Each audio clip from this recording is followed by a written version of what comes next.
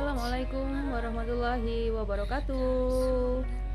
Selamat pagi semuanya, siswa-siswi dan teman-teman online semua. Apa kabar?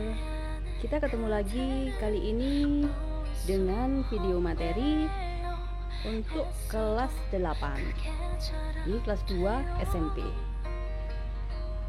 Kalau di openingnya sudah pakai video bunga, pasti materinya adalah materi tumbuhan. Oke, ikutin videoku.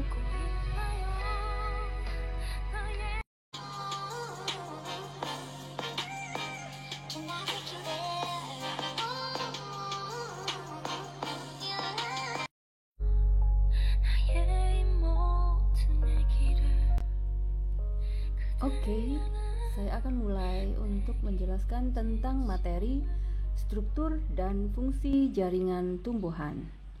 Jadi, ini adalah materi ketiga di kelas 8 SMP, materi tentang struktur dan fungsi jaringan tumbuhan. Materi ini adalah kelanjutan dari materi kelas 7, di mana waktu itu kalian sudah mempelajari tentang klasifikasi makhluk hidup. Dan di situ kalian sudah mempelajari tentang kingdom plantae. Oke, kita lanjutkan. Ya. Jadi di materi kali ini kalian nanti akan membahas tentang organ-organ pada tumbuhan dan jaringan-jaringan penyusun tumbuhan beserta fungsinya. Yang kedua adalah teknologi-teknologi yang terinspirasi dari struktur dan jaringan tumbuhan. Organ tumbuhan berfungsi untuk mendukung pertumbuhan dan perkembangan tumbuhan, terutama berguna untuk penyerapan, pengolahan, pengangkutan, dan penimbunan zat-zat makanan. Organ vegetatif pada tumbuhan yang berpembuluh terdiri atas akar, batang, dan daun. Saya rasa untuk ini kalian pasti sudah paham. Jadi ini adalah batang, kemudian ini adalah daun, kemudian ini adalah akar. Nah, masing-masing bagian itu dijelaskan seperti gambar di samping ini. Bagian dari ujung batang itu disebut dengan tunas apikal, di mana di sini terdiri dari meristem apikal. Nah, meristem nanti akan saya bahas pada materi yang jaringan. Jadi habis ini akan saya jelaskan tentang jaringan.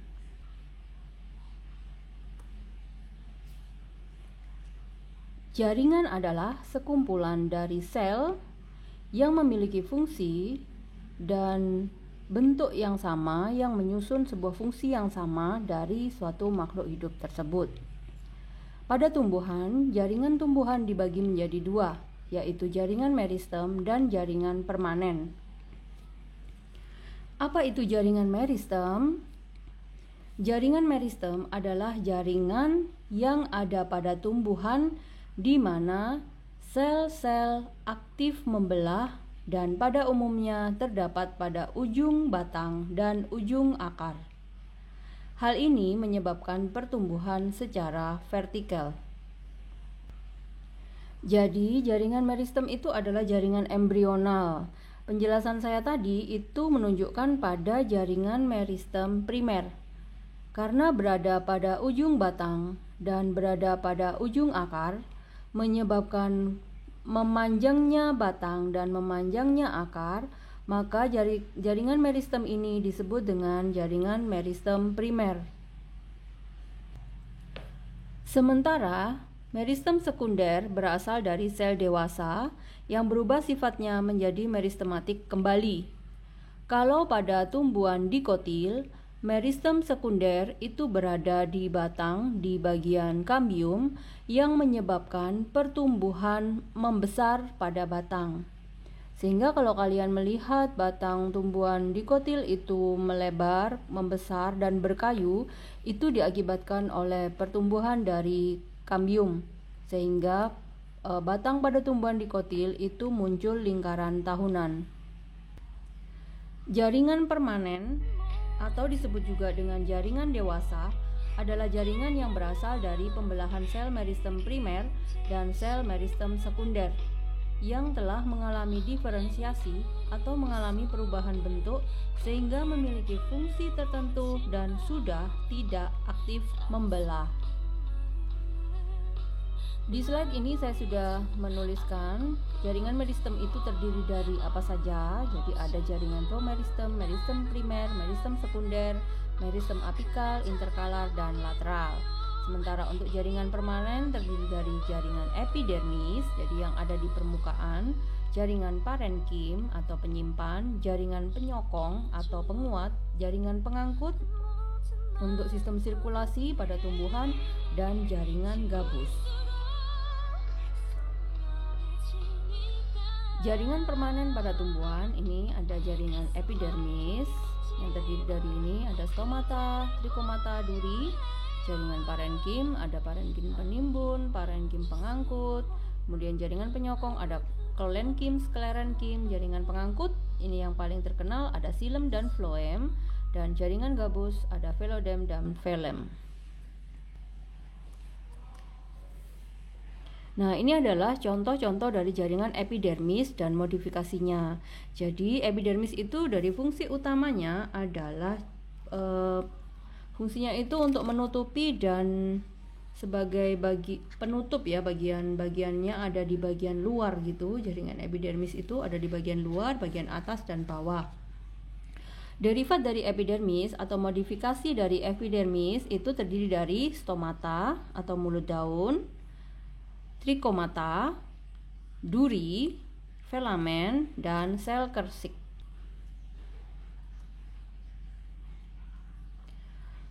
Macam-macam jaringan pada tumbuhan.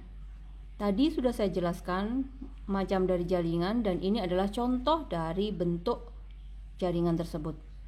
Jaringan parenkim atau jaringan pengikat, penyimpan. Kemudian ada jaringan penyokong, contohnya adalah kolenkim. Kemudian ada jaringan pengangkut xilem. Kalau xilem itu fungsinya adalah mengangkut air dari akar menuju ke daun untuk proses fotosintesis. Kemudian sklerenkim itu jaringan penyokong dan phloem itu jaringan pengangkut. Kalau xilem itu mengangkut air, kalau phloem itu mengangkut hasil fotosintesis. Jadi mengingatnya adalah phloem itu diawali dari huruf F. Berarti fungsinya adalah mengangkut hasil fotosintesis. Kita akan membahas dari organ pada tumbuhan dimulai dari akar. Akar pada tumbuhan yang umumnya berada di bawah permukaan tanah tidak memiliki buku-buku, tumbuhnya ke pusat bumi. Dari geraknya kemarin sudah kalian bahas, yaitu geotropisme positif dan hidrotropisme karena dia menuju ke air dan menuju ke pusat bumi. Jadi kalau menuju ke pusat bumi maka geraknya geotropisme positif, dan kalau menuju ke air maka geraknya hidrotropisme. Fungsi akar antara lain menambatkan tumbuh-tumbuhan pada tanah dan medium tumbuhnya, jadi medium tanamnya. Kemudian yang kedua, menyerap air dan mineral dalam tanah, serta pada beberapa tumbuhan akar memiliki fungsi untuk menyimpan cadangan makanan. Nah, coba kalian cari fungsi akar tumbuhan apa saja yang memiliki fungsi untuk menyimpan cadangan makanan. Jadi nanti kalian catat tumbuhan yang memiliki fungsi akarnya itu sebagai tempat menyimpan cadangan makanan. Contoh tumbuhannya apa? Silakan nanti ditulis. Ini adalah morfologi akar dan dari penampang melintangnya. Jadi ketika akar dipotong itu akan terlihat seperti ini. Ada korteks. Jadi ini adalah korteks. Bagian paling luar itu epidermis, kemudian korteks. Kemudian kalau dia pada tumbuhan dikotil nanti akan terlihat itu kambium pada akar. Kemudian ini pita kaspari Ini berkas pembuluh vaskulernya.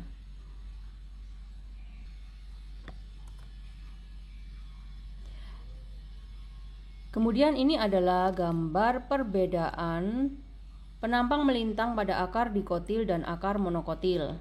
Jadi ini adalah gambar yang biasanya siswa itu sering tertukar ketika memahami dan menghafalkannya. Jadi pada akar dikotil ini akan terlihat, kalian bisa melihat bahwa berkas pembuluhnya itu teratur seperti ini bentuknya, sementara pada akar monokotil seperti ini bentuknya. Nah, kayak gitu. Kalau di akar monokotil itu silemnya terlihat memutar begini. Silemnya yang ukurannya lebih besar ini, floemnya yang ukurannya lebih kecil-kecil di kanan kirinya silem. Gitu. Oke, sekarang kita lanjut ke batang. Batang merupakan organ tumbuhan yang terletak di atas permukaan tanah yang umumnya berbentuk panjang bulat seperti silinder, dan fungsi batang salah satunya adalah menyokong bagian tubuh tumbuhan yang berada di atas tanah. Yang kedua, sebagai jalan angkut air dan mineral dari akar menuju daun.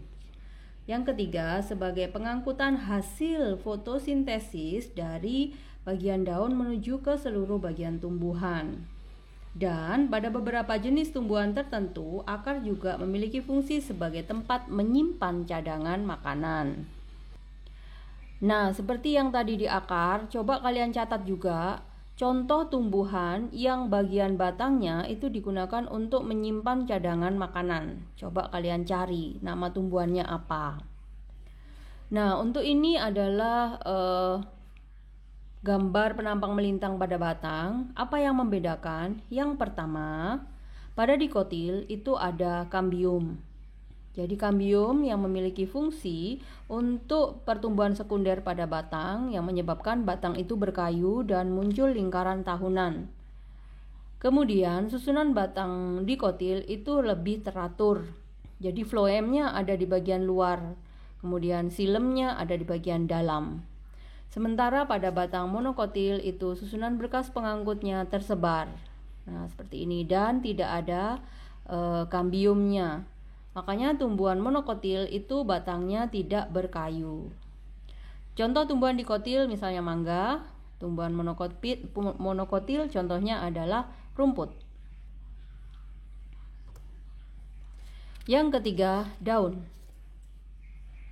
Ini adalah foto potongan melintang daun. Daun merupakan organ tumbuhan yang menempel pada batang, biasanya berbentuk tipis lebar dan hanya mengandung zat warna hijau yang disebut klorofil. Daun berfungsi sebagai alat untuk mengambil CO2 atau karbon dioksida dan digunakan sebagai sumber pada proses fotosintesis. Daun juga berfungsi mengatur penguapan air atau transpirasi dan untuk pernafasan atau respirasi pada tumbuhan. Makanya di daun itu ada stomata atau mulut daun. Disitulah seperti jendela gitu ya. Jadi sebagai tempat untuk sirkulasi oksigen dan CO2. Nah, kalian bisa lihat struktur dari potongan melintang daun ini. Di bagian atas dan bagian bawah itu ada epidermis. Ini epidermis atas, yang ini epidermis bawah.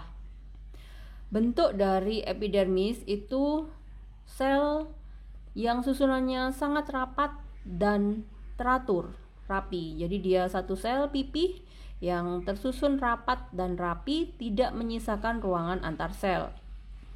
Kemudian ini parenkim palisade atau bisa disebut juga dengan jaringan tiang. Susunannya adalah sel seperti tiang atau batang yang tersusun rapat, berjajar rapat dan tidak menyisakan ruang antar sel. Kemudian di bagian dalam dari parenkim palisade itu mengandung klorofil. Sehingga di bagian parenkim palisade inilah terjadinya proses fotosintesis pada daun. Yang berikutnya ini adalah jaringan parenkim spons atau jaringan bunga karang. Susunannya itu tidak teratur dan ada rongga antar sel. Fungsi dari parenkim spon adalah menyimpan CO2 atau karbon dioksida sebelum digunakan untuk proses fotosintesis. Kemudian yang berikutnya ini adalah jaringan angkut. Jadi di sini terdapat xilem dan floem. Nah, ini keterangannya. Floem itu yang ukurannya kecil, xilem yang ukurannya besar. Jadi di jaringan angkut ini adalah yang terletak di tulang daun. Jadi kalau kalian melihat daun, kemudian kalian perhatikan tulang daunnya, nah di dalam tulang daun itulah terdapat jaringan angkut, xilem dan floem. Kemudian di bagian epidermis bawah itu terdapat stomata. Nih, stomata adalah mulut daun. Fungsinya sebagai tempat transpirasi udara.